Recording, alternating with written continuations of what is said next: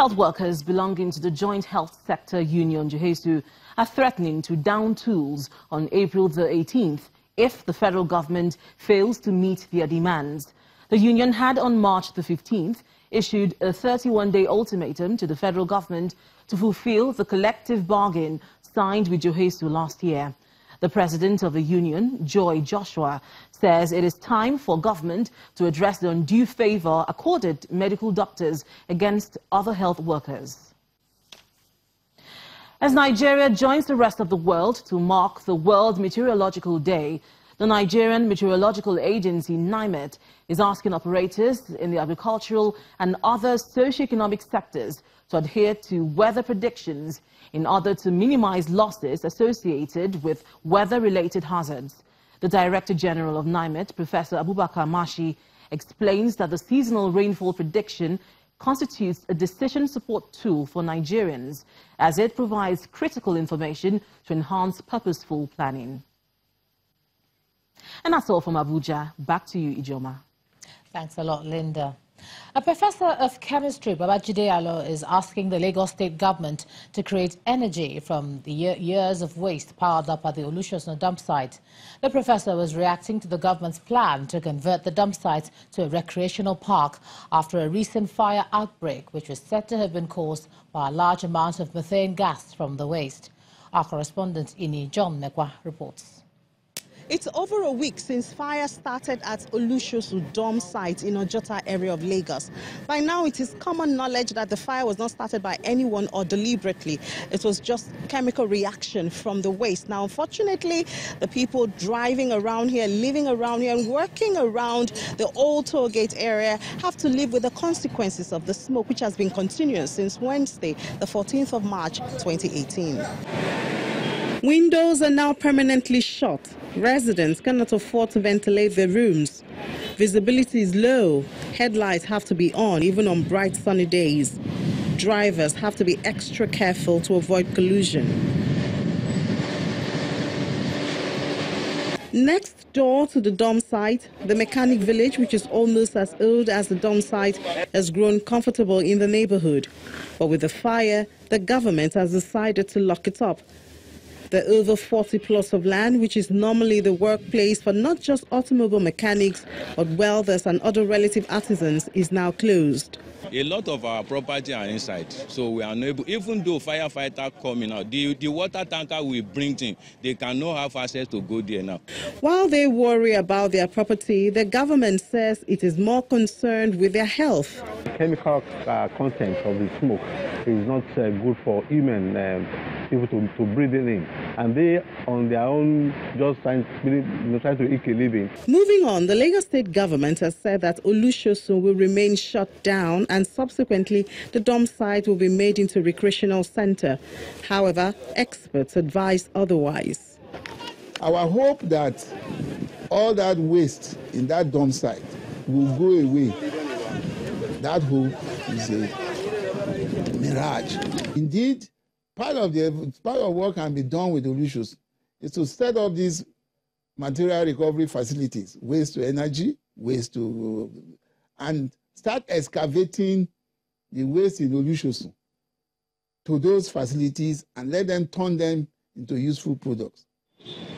While plans for the future are on, residents and road users are asking for immediate action that will bring relief from the smoke, which poses huge health risks to them. John Mekwa reporting for Channels Television News. The management of Caverton Offshore Support Group has added 11 new helicopters to its fleet.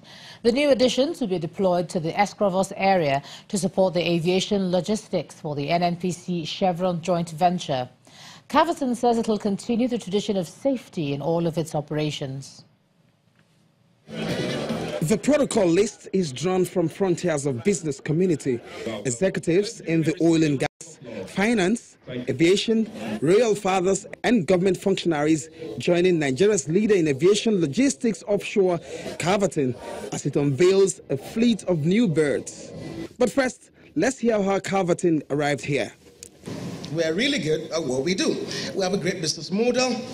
We have invented an airline that has a high asset productivity and highly motivated employees.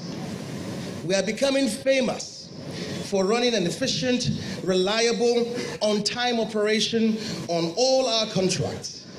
We have an award-winning formula, a brand for customer service that is becoming famous for friendly hospitality.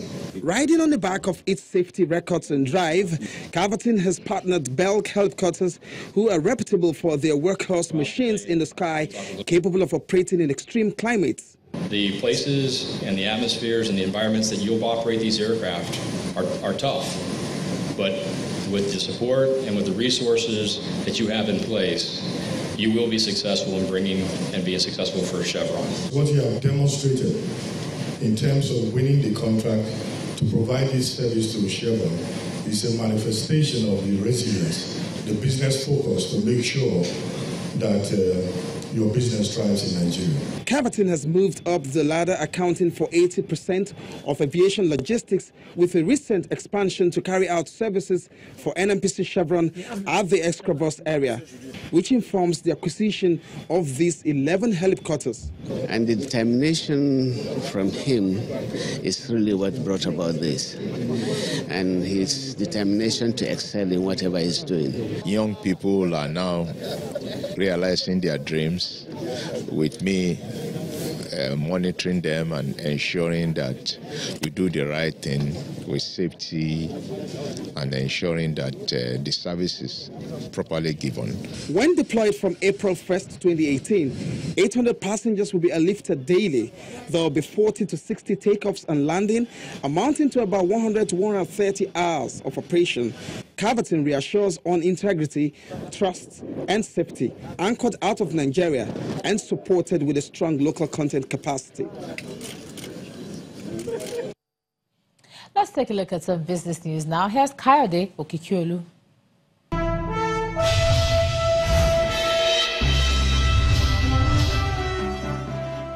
Thank you, Ijoma, and it's great to have you on Business News tonight. Internally generated revenue by 36 states in Nigeria topped 931.2 billion naira in 2017, and this is the highest so far since 2012, and this is according to latest data from the Nigerian Bureau of Statistics.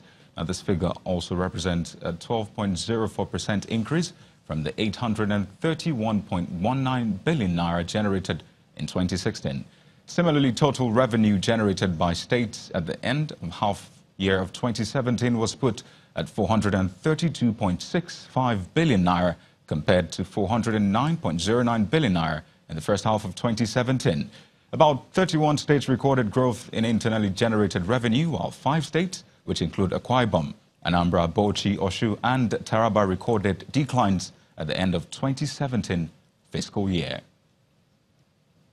And First Bank, one of Nigeria's most valuable lenders, is on a mission to advance its pride of place in the financial market. To bring the goal into fruition, the bank just graduated the first set of 23 members of staff from a senior management development program, a subset of First Academy. At First Bank, human capacity development is a priority not just for the brand, but for its contributions towards Nigeria's economic growth as the nation's first commercial bank. To keep this status, the lender identified 23 senior management staff across the 6 geopolitical zones of the country to undergo a unique learning experience that will foster their career development. And 6 months after, the emerging leaders are graduating. There was need for a targeted program of intervention to look at our existing crop of high-profile staff that we have in the bank and see how we could invest in them to prepare them for the next level of senior management. Speaking on the task ahead for the intellectuals, the Chief Executive Officer, Dr. Adeshola Adenuto, explains that personal development is at the heart of their professional fulfillment. I believe we all here, the executive leadership and the first set of graduates from this scheme, is something we must take daily.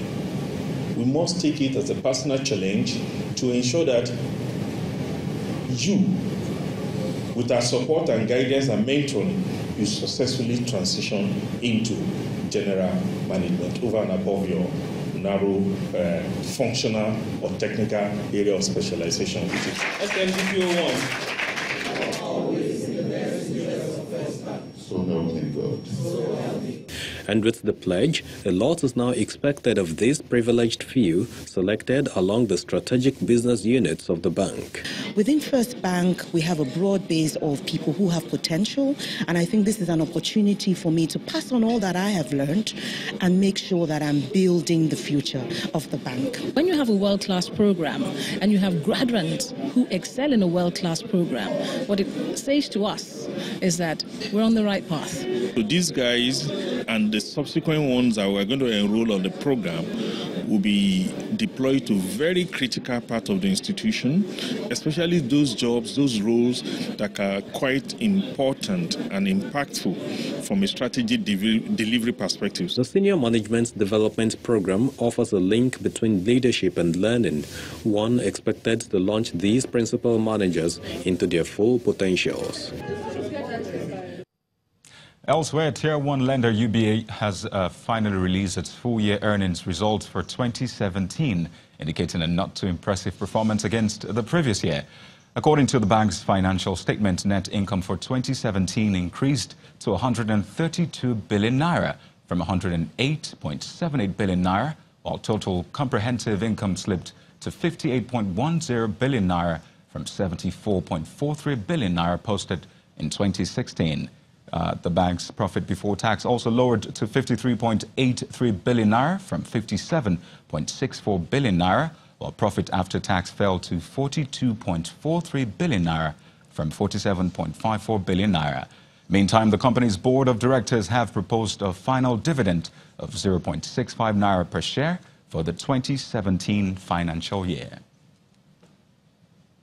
The local equities market failed to sustain the only recovery recorded in the previous session despite positive performance from 4 major counters.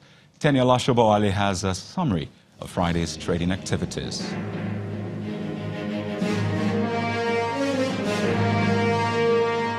Hello and welcome to the Stock Market Report.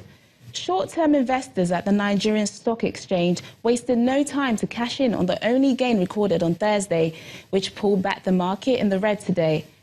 Almost 60 billion naira was shaved from total value of equities as renewed seller from consumer goods dragged the all-share index back by 36 basis points, despite sustained recovery from 4 key sectors of the NSE. The share price of FTN Cocoa fell further by over 8%, leading 24 others, while Cadbury's ahead of 33 other gainers after consolidating previous recovery by 9.8%. As the market enters the final trading week of March, traders are optimistic about the macroeconomic environment as reflected in over 560 million units of shares traded for the day. And that's the Stock Market Report. I'm Teniola Shoboale.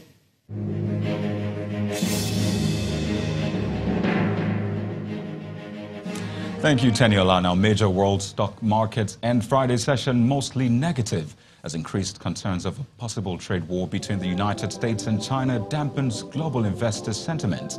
Now, here are snapshots of the closing figures.